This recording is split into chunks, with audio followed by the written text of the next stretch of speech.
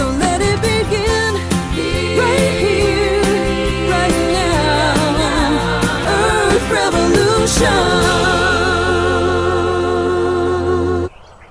Hey everybody, welcome to Earth Revolution 2014. We are still the home of the green scene here in Nashville, Tennessee. I'm your host, Susan Shan. Thank you for watching. The Tennessee Local Food Summit continues to grow and become stronger every year, just like the movement it represents.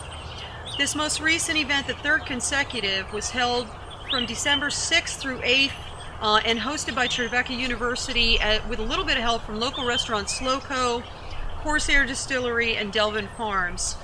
In this show, we're going to be hearing from Ken Meter, who is the keynote speaker and is president of the Crossroads Resource Center in Minneapolis, also one of the most experienced food system analysts in the U.S. today. Ken's going to be talking about what others are doing to move from the centralized industrial food system that has dominated our country for so many years to a more locally based one in which food producers and consumers both benefit from a more direct relationship with one another, ensuring higher food quality, broader marketing access for producers, and a deeper sense of connection for everybody involved. This show is going to teach us a lot of ways we can get there from where we are today.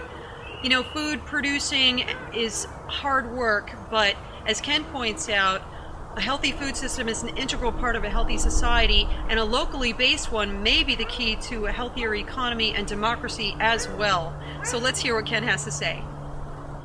Today I just want to kind of set the stage for why I'm here and why this is a really interesting moment for me. This is my first visit to the Nashville area, and I'm very excited to see the landscape and the quality of the discussion about food here, and having so many people here. I really love the fact that this event's happening in this venue. And for me, it's a very exciting chance just to network with a new place in my life about how this food movement is breaking out across the country. Actually, let me start with a story about the people on the slide here. Kurt Bench, who's in this slide with his family, is a full-time employee at Archer Daniels Midland in Toledo, Ohio. His job is to basically help move grain globally from the Toledo office of ADM. But he also happens to be the grandson of somebody who raised the sweetest sweet corn in the Toledo area. And so he basically is working full-time at ADM so he can hire 21 people part-time to run his farm. And he is now in the process of building up to about a 400 share CSA that will produce vegetables and sell them not only through CSA shares but also at the farmers market and also in the community more generally to restaurants and so on. He's young, energetic. His wife is doing the web work and the communications work with their CSA members. His sons are growing up to learn how to run the farm. And I think he's a really great image of where we are today, because Kurt could come home at 5 o'clock every day and live at his farmhouse and have a really good life relaxing after a full day of work. And what he's saying is, no, it's more important for me to reclaim my heritage. It's more important for me to grow food for my neighbors than to trade grain globally. And he's frankly really eager to get out of ADM as fast as he can, but it also pays his way to manage his farm. And he's very appreciative of that balance. And the thing I like the best about Kurt's story is he says, my coworkers at ADM are totally behind me. They're saying, you go do that because that's what you're meant to do, and we really support you in doing that. And I think this is really emblematic of where we are in this moment today politically. We have one foot in this world that's kind of not nourishing us very well, but it's spreading money through our system, and we have another foothold in a system which really has a lot of promise but not a lot of economic clout. And how do we make that transition? How do we have partial answers that satisfy us? How do we move forward in small steps in a way that gets us where we want to go instead of just getting frustrated in the future? So I think we're all in that setting, and to me, Kurt really exemplifies what that's like. Let me just show you one slide today, and then I'll stop for the slides. But this is a map of the 96 regions and 32 states that I've had a chance to work in the last 12 or 13 years. Meetings like this are erupting all over the United States, as you know, but we're largely invisible to the media. We're largely invisible to each other sometimes because there's no real communications channel picking up and telling us about each other. And I'm lucky enough to help animate this activity, to learn from it. This map, I think, really shows the breadth of the movement. I'm an old guy now, and I've seen lots of social movements come and go in my lifetime. I've never seen a movement erupt all over the United States and every state of the country within 4 years, like the local food movement has done. And we're not entirely sure in the media that we're a movement, but we definitely are. We're doing incredible activity, and this turnout today really shows that. A lot of depth, a lot of real critical insights into society that we're developing. And I just think we have to find a way to kind of embrace this and nourish it and deepen it. It's going to be a very, very long-term struggle because we have a long ways to go and really a lot of odds against us. But I'm very encouraged to see the number of young people turning out to talk about how do we grow food and get it to our markets, and how do we have a life that we celebrate each other in the process. So keep going and doing that. The next thing I'd like to talk about is the week I'm having this week. It's really quite an extraordinary week. I think it also shows the breadth of what's happening. I started out in Minneapolis on December 4th, and it was snowing there. And I took an airplane and I flew to Atlanta, took an airplane to Myrtle Beach. And I was invited by the South Carolina Farm Bureau to be a plenary speaker at their annual meeting. And I gave that speech yesterday morning in Myrtle Beach. But what's really interesting is that I've just completed a plan for the state of South Carolina. They put out an RFP in January. They said, we'd like to have an investment plan for supporting local foods. They called it Making Small Farms Big Business. We'd like to have a plan for how to move forward. And the people in the steering committee of that plan consisted of the Farm Bureau in South Carolina, the Palmetto Agribusiness Council, which is the agribusiness council for the state of South Carolina, the Agriculture Department, the Commerce Department, and the Carolina Farm Stewardship Association, and the Coastal Conservation League, which is protecting waterways and wildlands in the lowlands in South Carolina, as well as Clemson University, as well as other community partners. They were all sitting down in one table talking about how do we frame a vision for South Carolina. They put out a proposal. They said our proposal was the strongest one that happened nationally. They hired us to do a very, very rapid survey of South Carolina, in which I had the luxury of doing 4 weeks of travel to interview people. My colleague Megan Phillips Goldenberg and I talked to 150 people together to find out what they thought needed to happen in South Carolina. We learned that there was some money that the state had for rural investment that was already allocated. We wrote them a $9.5 million plan for investment in South Carolina's local food system. At the first part of the discussion, they said, we want something that's going to show a really big turnaround, because politically that's what we need to have. And we did the interviews and realized that their large-scale answers were not getting them where they wanted to go, and that the best thing was to invest very immediately in clusters of farms that would really develop farm production and infrastructure at the very local level. Even though that wasn't what they wanted, the State of Agriculture Department of South Carolina announced that plan in a press release on Wednesday. That's already hit a very good newspaper article in the Charleston paper. It's been picked up by AP, and I got a link from a Business Week story on that plan yesterday. There's still a lot of political complexity of moving this plan to the state government in South Carolina, because it suggests some ideas that people are not ready for. But we have suggested the state has announced a $9.5 million package to help promote local foods. It's quite stunning. So that speech happened yesterday. I was introduced by the Commissioner of Agriculture at the South Carolina Farm Bureau meeting. And the South Carolina Farm Bureau set up so one of their key legislators would support the plan in his speech right after mine. So I had the Ag Commissioner, my chance to talk, and a legislator saying, we have to do this. And some legislators in the back of the room saying, we have to elevate the level of this conversation. That's a remarkable development. I come from there. I flew to Atlanta, flew to here in Nashville. I get a chance to talk to you wonderful people, and I'm really getting the sense of the depth of the conversation about sustainability and about the potential for food in Nashville. I'm staying overnight at Bell's Bend, and I'm learning a lot about the potential and the kind of and the challenges in that community to protect that farmland and talk about that as a food supply for Nashville. When I leave here tomorrow, I will fly to Las Vegas. And there I'll be at a conference of the Indian Agricultural Development Coalition, which is a consortium of the tribes who deal with economic development. And their executive director said he wanted me to come and talk to them about food as an economic development strategy nationally. It's an amazing week for me to kind of go from those three experiences in about 5 days. But that's where we are. The different ways this forum is moving forward are quite exciting. So finally, let me just say, one of the things that really turned the conversation in South Carolina was that we did a very quick calculation. You could all do this yourselves in a calculator in about 2 seconds. We calculated how much would be the impact if every person in South Carolina bought $5 of food directly from some farm in the state. And it turns out that if that were to happen, not an easy thing to do, but if that were to happen, it would produce $1.2 billion of revenue for farmers in the state of South Carolina. $1.2 billion. Guess what? That's a 46% increase in the revenue farmers earn in South Carolina. 46% increase. And it rivals the size of the entire poultry industry, which is the only rising force in Carolina agriculture today. When legislators saw that, they were thoughtful. And then when I pointed out to some legislators and to the people leading me in the program that there are some farms that I know that are selling like $70,000, maybe $100,000 an acre of produce from their farms. And suddenly they start seeing the potential economically for this to go forward.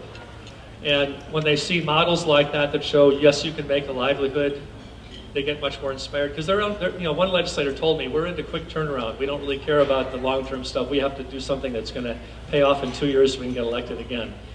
And that conversation cannot get us to where we need to go unless people like us really give them good ideas to move forward. But the other part that's very important to say is that none of us are going to make reliably good livelihoods over the long haul in a sustainable way until the infrastructure supports us to do that. And creating an infrastructure is precisely the job of economic development officials, of city governments, of county governments, of regional economic development councils. That is what the public role should be, is to create a playing field in which local food becomes more efficient than bringing food in from California and Mexico. And that requires public investment, it requires public discussion, and I'm happy to say the South Carolina Farm Bureau is now saying we have to have public investment to get where we want to go with local foods. And that's one of the reasons I like this issue of food too, because it's not a partisan issue. We cannot allow it to be a partisan issue. If we cannot work together as across party lines and across ideological lines, getting ourselves fed, we can't do it anywhere. So I would just say what you're doing is incredibly important. Gatherings like this really help fuel me to kind of move forward and see what we can do here. If I can help you make that case in Nashville with some economic studies, I'd be really thrilled. I'll show you those findings at the breakout session later. Thank you for this moment to be with you. The food system should build in our communities, let's say the Metro Nashville area, health, wealth, connection, and capacity.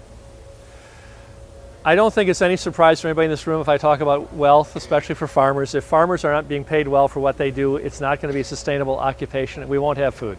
So that's pretty clear.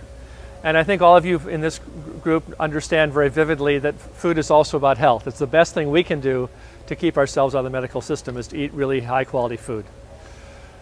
I think it's also pretty clear to us, although we don't talk about this in our policy circles very much, that we need to connect around food. We have a different discussion when we had a meal together than if we just sit in a room with chairs. The story I like to tell about that is that I will actually, at the holiday time, coming up in Christmas pretty soon, if I have my family over, I would serve the foods my great-grandmother served off a wood stove in northern Michigan in 1920 because she had grandchildren to feed and she had 10 grandchildren to feed on a single day. So basically I'm preparing the foods that my family would have raised because that was what was easy to raise where they lived, and that was their culture. It was like, we are here because we have these foods, we have this place, we have this soil. And it turns out if I went back to where my family came from in Europe, and I did that in 1991, all the buildings have been leveled, all the people were forced out in 1946. There's nothing left but a few two rutted roads where my family's house used to be. The language is pretty much gone because people were forced out, and there's a little bit of pocket here and there in America where that language is spoken, but really all that survives in that culture is the food that I might serve to my friends and relations, because if I don't do that, there's the whole memory of that culture is pretty much gone. So it's a really very fundamental work we do to say, how do we use food to create a culture of connection, a culture that's localized to Nashville? And I've heard so many examples of that last night and tonight about people treasuring foods that can only be produced here and stories that can only be told here. That's really critical, and our policy discussions almost totally ignore it because we don't think about that need for social connection around food. The final thing I'd say is we need the capacity to handle food well too. And this is again ignored in most of our public discussions. If we'd had a meeting here 100 years ago, almost everybody in the room would have been a farmer or would have known a farmer. Almost everyone in the room might have known how to take a pig from an animal to pork if need be. Today we have kids in inner city America who grow up without pots or pans in their kitchen because their parents don't think that has anything to do with eating. Eating has become a matter of going out to a restaurant or putting something in the microwave and zapping it. And I think it's a real irony in this country where we say we feed the world as America, and yet our kids are growing up not knowing the first thing about vegetables, not knowing the first thing what a kohlrabi is. I talked to a farmer in South Carolina who said I sold someone a banana and they just took a bite out of it without taking the peel off because they didn't know what that was. And I think this remarkable irony in our country where we're saying, you know, we feed the world but we don't know about ourselves and our kids don't care about it. If we don't build that capacity to know how to graze food, how to handle food safely, if we don't have that capacity to really cook healthy meals for ourselves, we cannot be a strong society, but more importantly, we will be a very weak democracy because if we're not feeding ourselves, we have no political power. And yet that's ignored in our political discussion. What I would say is, and my data will not prove this to you today, we don't have time, but I think it'll indicate that we're actually losing in all four of these counts. If you feel there's a vision for the future of Nashville food, we got some serious work to do, and you folks have been doing it for 40 years. We're actually getting bad health outcomes at considerable public expense. We're having bad wealth outcomes where some people in the food system make a lot of money off the work of others. We're actually getting more and more disconnected instead of more connected. And as I said, we're dumber about food as a society today than we were 100 years ago. So if you think this is where we should go, we just have to really refashion the food system in a very dramatic way. And this story is about how we get there. The main economic insight of my work and what I'll say today, which I think is really, if you remember nothing else, try to remember this today.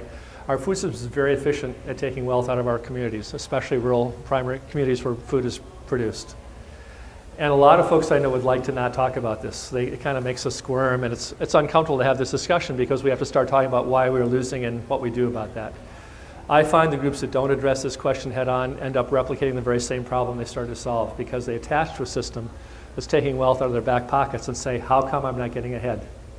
Those that understand this reality can be strategic with that and say, how do we get resources from a system that's working against us in ways that help us move to a better future? And how do we be strategic so we actually get effective action instead of simply replicating the problem? Really crucial that we do this from the front end, and that's why I think one of the reasons I really agree with Jeff about the economic point of view being really central to how we move forward today. I'm also making the argument that what we call local foods is the best path I can think of for economic recovery in the United States today. I cannot think of better work to be doing. We spend as a society $1.2 trillion a year buying food. That's triple the value of the Apple Corporation. Most of us would consider the Apple Company a big company. It's the largest one in the world. And yet we spend 3 times that value every year buying food. That's more money than we needed to bail out the banking system a few years back when we had an economic collapse. It's not a trivial amount of money. But the real importance of food is that each one of us in this room and everyone in Nashville buys some of that every day. Nothing but food engages all of us on hourly decisions about what kind of future do we make for our grandchildren, what kind of farms do we support, what kind of practices do we invest in. Moreover, if we don't have a food system that feeds everybody with the best possible food, we have a failed food system. And we now have incredible pockets of poverty, of hunger, of marginal food that's making people ill. As long as that is true, our food system is not succeeding. So how do we get from that to a better place? And I really argue that the local exchange we create by trading food locally and connecting around food is exactly the solution for all those issues. My final statement would be that when I use the word local, it's a shorthand for me. We talked a lot about local food last night at your fine dinner. And the one thing I sort of would have said if I had the energy, I think, would be that to me it's not really strictly a matter of local, because I wouldn't necessarily buy chickens from a poultry barn that was confined animal operations 50 miles away just because it was the closest chicken provider. I would buy from someone else mostly because I wanted a connection with the farmer, or I wanted to know their practices. And also the chicken barn doesn't really want to talk to me as an individual consumer. They're not set up for that conversation. So it's not strictly a matter of local food, it's really a matter of trading food within community-based circles. What's driving this movement nationally is the desire to connect. It's farmers who are saying, you know, I got tired of putting food on a truck and having it go away forever and never knowing the people who ate my food. It's consumers who say, I want to visit a farm. I want an investment in a place that I like. I want to help the farmer by packaging some produce one day or doing some weeding or whatever. It's that desire to connect and to really build relationships, to do relational commerce, if you will, where you make money, but you also build community ties. That's what's driving this change. It's not just about locality. In fact, I have to admit, I buy bananas from Costa Rica on a frequent basis because I like to eat them in the wintertime. And I have the privilege in my life of being able to go to my co-op and getting bananas that are sustainably raised by a co-op in Central America, where my co-op can negotiate with them a fair price and make sure the practices they follow are sound. And that's actually a more local transaction than my going to a chicken barn 50 miles away, because there's a negotiation there about health and safety and price that I don't get with the industrial system. I may not be able to buy bananas in 50 years when the price of oil goes crazy, but while I have that option and when that infrastructure brings that to me, I consider that in some ways a useful choice to make. That's why I drink coffee at meetings like this sometimes. Those are reasonable choices to make if we develop a sense of connection around that commerce. So the thing I'd say is the goal for me is not to minimize food miles. I hope that'll happen, but it's not my measure of success. My measure of success is the amount of commerce we do through community-based food channels, what I would call a community-based food web. And it's the web of relationships we form, the networks we build, the social capital we build trading food that's going to make this sustainable over the long haul. If we do that well, our food miles will go down. But the measure of success is the strength of the networks, not the distance. And I think that's a real key distinction a lot of people have not tracked. Okay, let me give you one example of what I mean by this, and this comes from Indiana. It's not Tennessee, but it's not too far away. Colfax, Indiana is kind of near Lafayette, not too far from the campus of Purdue.